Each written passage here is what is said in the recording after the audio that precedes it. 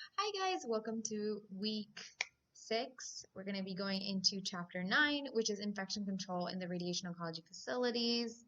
Let me go ahead and make this full screen. So, why did we evolve isolation practices? So, way back when, when diseases were very unknown, there was not a lot of research done on them. It just became very common practice to just put the people that seem sick very far away and alone, so to isolate them. And then, obviously, as technology has evolved, as um, we've evolved in just as people, we've realized that there are so many psychological repercussions to isolating people. And as much as, yes, you might be saving many or you might be preventing the spread of disease by isolating some people that are sick, there are some diseases that don't require isolation, number one. There are better ways to control disease spread, number two. And number three, we have to think about the individual and what it's going to do to them as, psychologically, what it's going to cause them to feel to be isolated. So you don't want people to feel like quote unquote lepers. Lepers came from the fact that people would isolate individuals with leprosy because they didn't know how to prevent the disease from spreading. Now that we have evolved awesome technology and research, we know so much more about disease prevention. We know so much more about disease spread, and we can help avoid that. Um, there are healthcare associated infections, which is basically infections that happen a lot of, like, in healthcare environments, so hospitals, for example, and we have to be very knowledgeable on how to prevent the propagation of these diseases, especially with such an immunocompromised population such as cancer patients. They are very immunocompromised, especially if they're getting chemotherapy, and we have to be very, very vigilant in our actions as healthcare providers because we do come in contact with them. We do come in contact with probably very vulnerable areas of the patient. For example, there are patients with fungating disease, or there are patients where the disease has broken skin, and that means that it is even more important that we pay attention to how we interact with the patient and how we prevent the patient from getting sick or from anything from the patient spreading onto us as healthcare workers. So, health infection control practices. Here we're talking about the advisory committee, something that they created in 1996, which is a guideline for isolation precautions in hospitals. And it consisted of two tiers of precautions. So, tier number one, and the most important one, is that precautions designed for the care of all hospital patients are regardless of their diagnosis or presumed infection status. These are known as standard precautions. So everybody gets standard precautions. It doesn't matter if you know that they're sick or further sick or not. Everybody gets standard precautions, regardless of their diagnosis or presumed infection, okay? And then you have the second tier, which is transmission-based precautions. It consists of precautions designed only for the care of specific patients. So when you're looking at standard precautions, it applies to blood, all body fluids, secretions, and excretions except sweat, non-intact skin, so broken skin, and mucous membranes. So this is basically to prevent the, or sorry, to reduce the transmission of disease from both known and unknown sources of infection. We're always supposed to practice standard precautions. So you have to pretend that all patients have some kind of infection and that you're going to practice standard precautions. You're going to avoid spreading it to them. So standard precautions includes hand hygiene. You're going to wash your hands with soap and water. After, if visibly soiled, you're going to wash them after coming into contact with the patient. You're going to use alcohol-based hand rub. You're going to use it before touching a patient or performing some kind of aseptic task. You're going to perform it immediately after glove removal. You're going to be performing it if you're moving from one contaminated site to another. and you're also going to perform it when you come into contact with inanimate objects, such as like the treatment table, any objects that the patient could have left any germs on. Gloves, you're going to use clean gloves, obviously. Sometimes some gloves are sterile for like sterile procedures, but the ones that we use just to set patients up are actually non-sterile gloves. You're supposed to use them when touching blood, body fluids, secretions, excretions, and any contaminated items, mucous membranes, or non-intact skin. That's when you're going to use gloves. You're going to change your gloves between tasks if needed, and you're going to remove them immediately after touching the patient before touching anything else, such as like closing the door or things like that, in order to prevent the spread of disease. Masks, eye protection, and face shields are for droplet precautions or airborne. You use masks. Gown, same thing, to protect your skin and prevent soiling your clothing when appropriate or when needed. And needle stick safety, as soon as, if you were ever to come into contact with, like if you were ever to have a needle stick scenario, you are to clean the area. You're to clean your washing hands with soap and water immediately, and then go and report it to your chain of command. You are also to wear gloves when doing tattoos. The book says that it is optional, but I just think it's an extra barrier between you and that needle. And let's see, anything else here that it basically mentions. Patient care equipment, so all of the immobilization devices, all the tables that they lie on, all of that gets wiped down. Standard precautions. Every single patient, doesn't matter how clean they look or how hygienic they look, everybody gets this. The linen, you are to change the linen out for every single patient, and they get new sheets, they get new pillowcases, they get new blankets, every single patient. And finally, respiratory hygiene, cough etiquette, offer masks to patients that look sick, or wear a mask yourself if you are feeling under the weather. So transmission-based precautions, this is when you have a confirmed diagnosis or a suspected diagnosis of some kind of pathogen that it warrants additional precautions beyond the standard precautions. So here you're looking at airborne, droplet, and contact precautions, which are the three types of transmission-based precautions. So there's a table here in your book, table 9.1, which talks about the different types of infections that fall under transmission-based. So mumps, pertussis, smallpox, rubella, TB, all of these, they have their own guidelines on what you should use, which, most of the times, like certain types of masks, certain types of gowns, and so on and so forth. So basic practices and procedures used by healthcare workers. HCWs is going to mean healthcare workers from now on. So hand hygiene. This is the single most crucial way to prevent the spread of healthcare associated infections. This is the way that reduce the flora. So in hand hygiene, you're preventing, acquiring something from the patient, and you're preventing spreading something to the patient. So this is kind of where we think of like contact spread can be direct and indirect. You can be getting it directly from touching the patient, or you can get it from touching something else that has some kind of disease and then touching the patient, or touching something else and then touching yourself.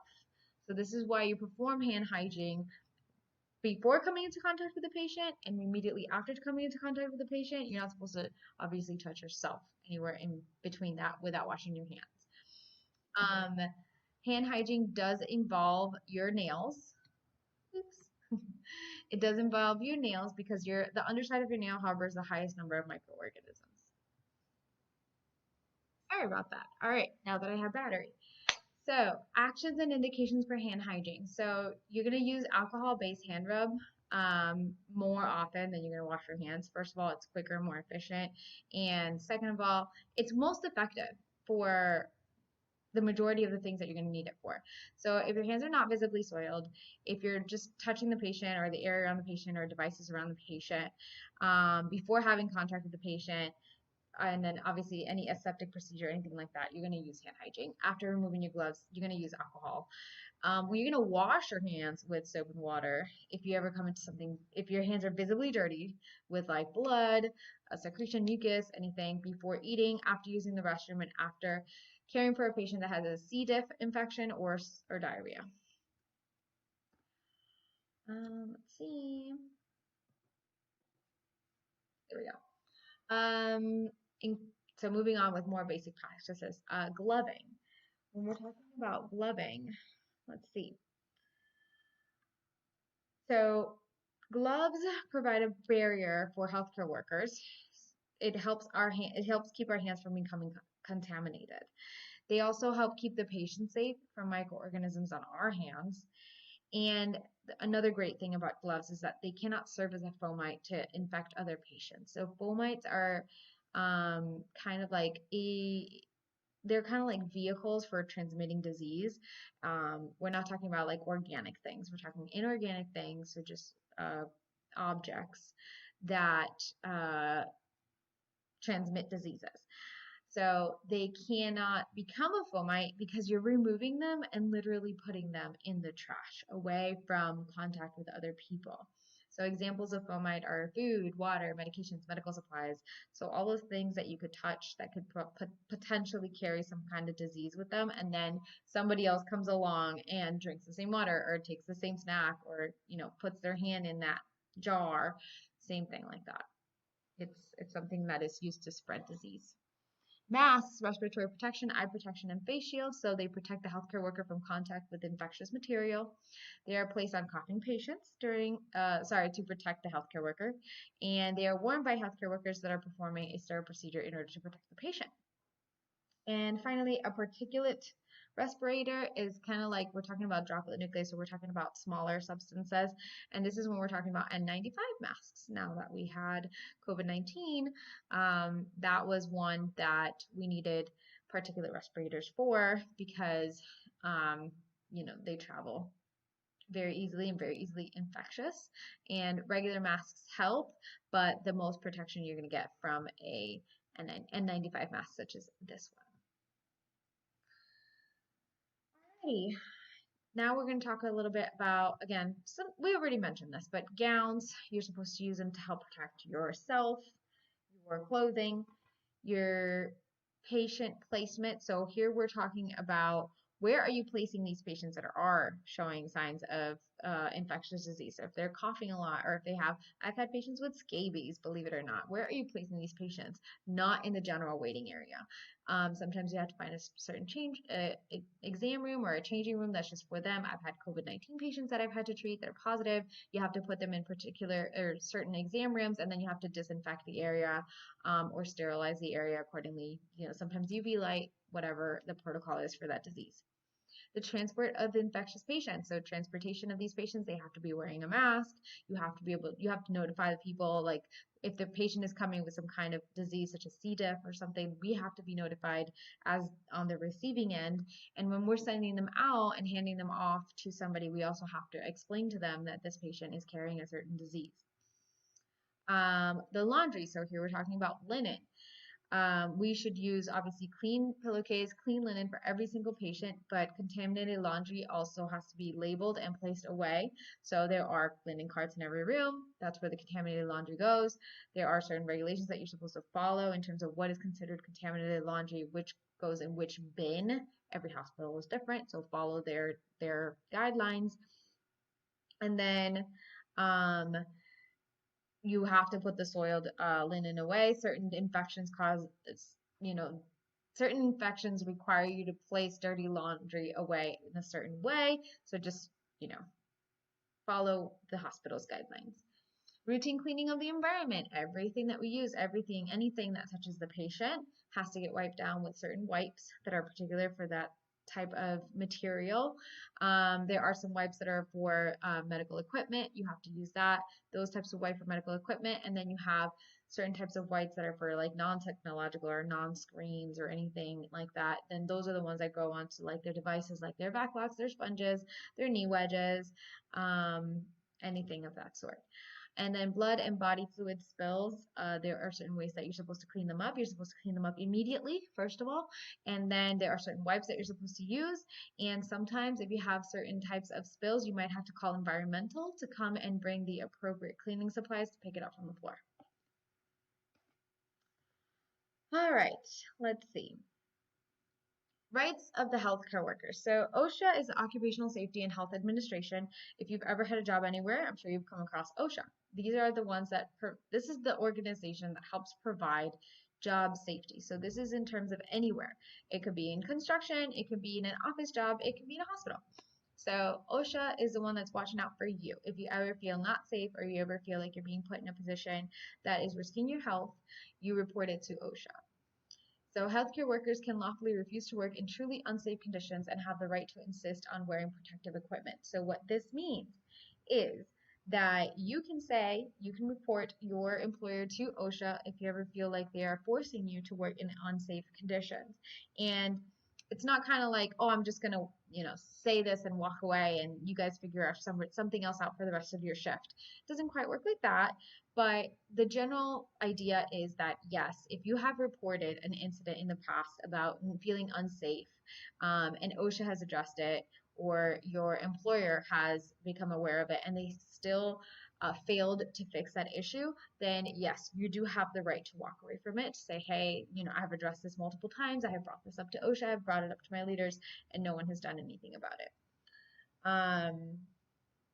The opposite can also occur. The company or the employer might have an employee that wants to wear personal protective equipment all the time and kind of using up all these resources, using up N95 masks on a daily basis or using up sterile gloves on a daily basis. And it's just like, this is not what the equipment is made for, or this situation does not warrant the use of these precautions. The employer does have the right to let go of that employee if they, have gone through proper education methods and have really tried to educate the employee on how standard precautions works, how transmission-based precautions works, and if the employee is still failing to avoid using the resources inappropriately, then yes, the company or the employer does have the right to let go of that employee. The Central Services Department. So they are accountable for preparing, processing, sorting, and distributing the medical supplies and equipment required in patient care. So what all this means is that this is basically a part of your hospital that is in charge of your medical supplies and making sure that everything is cleaned appropriately. So they are in charge of sterilization. It's very important that you know who they are. It's very important that you are aware what kind of materials you can disinfect in the room, such as by wiping them down, and what kind of materials require sterilization, usually things that are going into sterile environments. Obviously, radiation oncology, there's not a lot of a sterilization going on, except when you enter brachytherapy. A lot of the brachytherapy treatments require surgical insertion of devices, and since they are being surgically implanted inside of the patient, they do need to be sterilized. So basically your chapter goes into kind of like every hospital has a central services department. You should become aware of where they are, how they function, the types of devices that should be sent to the CSD. And basically, after this package or this device is disinfected or sterilized, it has to be handled as little as possible away from high traffic areas. You want to make sure it's stored safely, because if it ever falls on the floor, it is automatically deemed unsterile and has to go back into a sterilization procedure. All right, and there's also a certain amount of time that something is considered a sterile, if it kind of like an expiration date. So you have to be paying attention to all these things. Now we're going to be going to the different sterilization and disinfection techniques. So first of all, critical items are products or instruments inserted into normally sterile areas of the body or into the bloodstream and must be sterile for use. So here we are talking about kind of like surgical procedures. When something is being surgically implanted or going into a sterile part of the body, it has to be sterile for use. That is a critical item. This includes needles, surgical instruments, urinary catheters, and implants. Semi-critical items are those that contact mucosal surfaces but do not ordinarily penetrate body mucosal surfaces. So non-intact skin is included in this group. This is like endoscopes, thermometers, laryngoscopes, so they kind of go in your mouth or they kind of go through your nose, but it's not a sterile area. And finally, we have non-critical items that they do not ordinarily touch the patient or touch only the patient's intact skin. So does not go inside of anything. Next, we have in the vocabulary list, we have sterilization. It's a process that destroys all microbial life forms, including resistant spores, everything.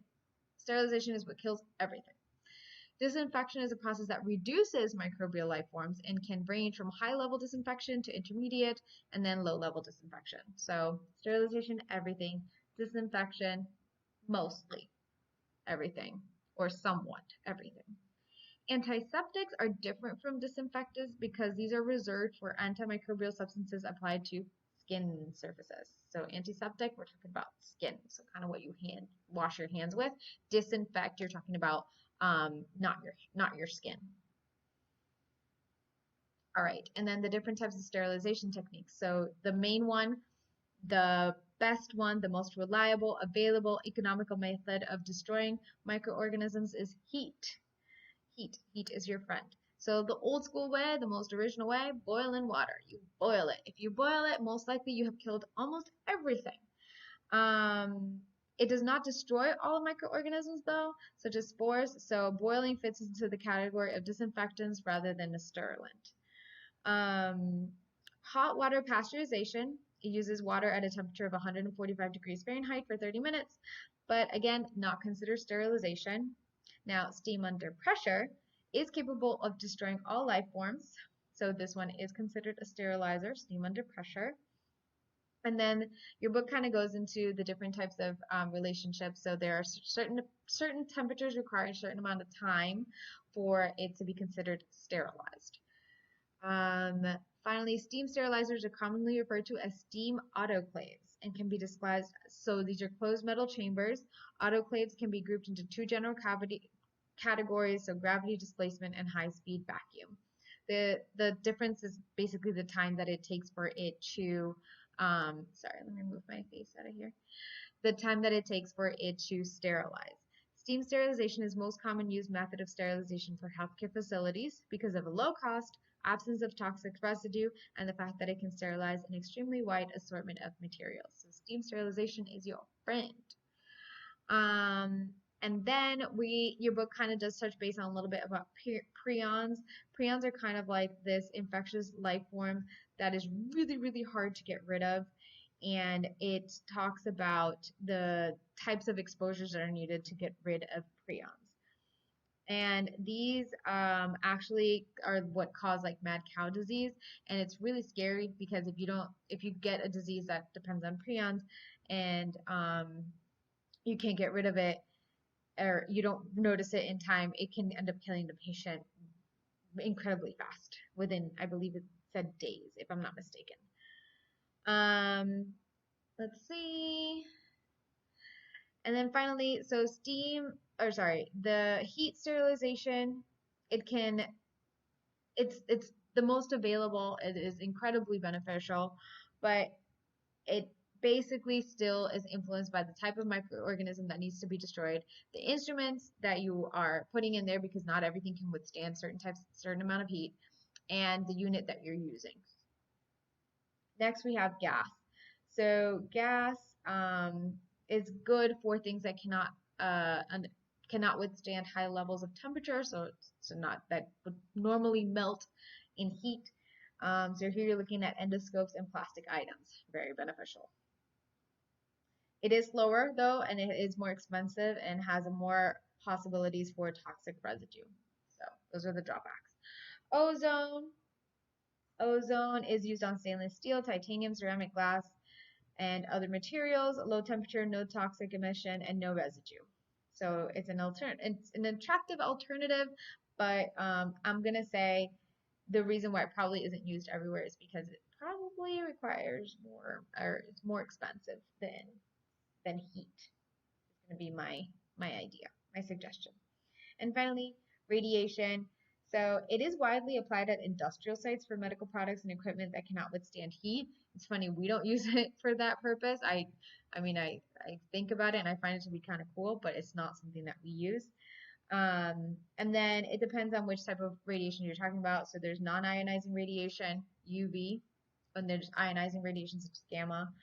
So it depends, obviously on what you're sterilizing, what kind of organisms you're trying to get rid of, and what are their kind of tolerance dose, if you want to think of it that way. And then we have chemical liquids. So chemical liquids are beneficial for anything that can be submerged. So if there's something that you can just submerge into a chemical, then great, you can sterilize it that way. But it's really hard to find items that you can just submerge. Also, very few chemicals can actually sterilize. The vast majority cannot. So they're great disinfectants, not great sterilants. Sorry. And finally, let's see. And it does mention soap, so I want to touch a little bit on soap. It is a disinfectant, but it aids in the removal of contamination buildup. But of course, soap can never, as hard and as much as you might try, it will never be a sterilant. And then I wanted to talk about the quality control measures. So there are certain indicators. These are little,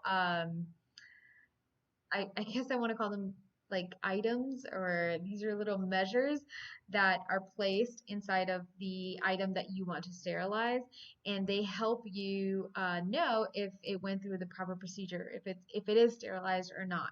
It's kind of like a little cheat sheet. It alerts the healthcare worker that something is sterilized, or if it isn't where it needs to be, or if it's not indicating the level that it needs to indicate, then it kind of alerts you like, whoa, something went wrong. And this is the picture that I added up here.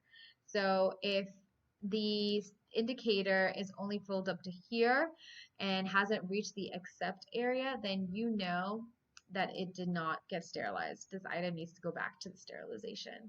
The one below it, it's completely filled up to the accept line. So this kind of tells you, okay, this item did undergo sterilization and it did come back, completely safe, because you're completely relying on this machine. You're relying on this autoclave to get it right. So there are different types of indicators. So we have mechanical indicators, and these basically watch the pressure gauges. Very simple. It's not a guarantee that anything was sterilized, though. The chemical indicators, same thing. It's a heat or chemical sensitive ink or strip that darkens or changes colors if exposed to a sterilization process. But again, these do not guarantee that all microorganisms have been destroyed. Sorry. And then finally, you have biological indicators, which are the only processes that directly monitor whether sterilization was achieved. So those are the 3 different types of indicators. That's all I have for you guys today. Thank you guys so much. I'm so glad I was able to keep it under 30 minutes. And then I will be covering chapter 10 during the live session this week.